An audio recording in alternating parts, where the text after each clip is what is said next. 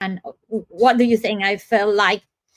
And I had an experience in which I went to look for a job once I graduated as a marine biologist. I worked for a while, I became an expert in mangrove ecosystems, and now I went to look for a job precisely in that field.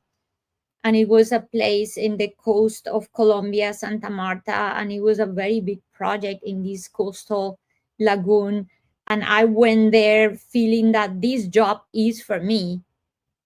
And then I did the interview. I thought that everything went amazingly right. And at the end, I was not called for the job.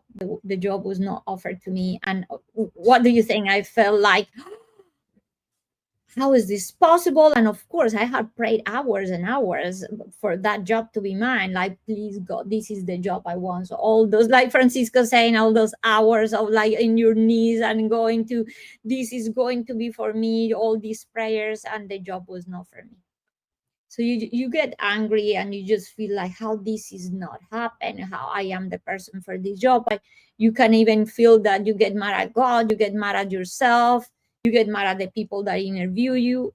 And look, years later, I think 10 or 15 years later, I met a colleague. It was a person I didn't see for long time.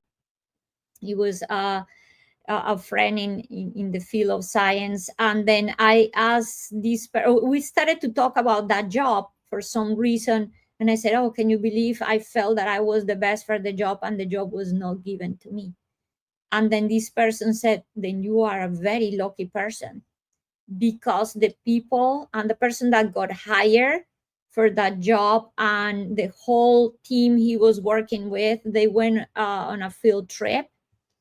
And during the field trip in Colombia, there's always been a lot of problems with rebels, with internal war.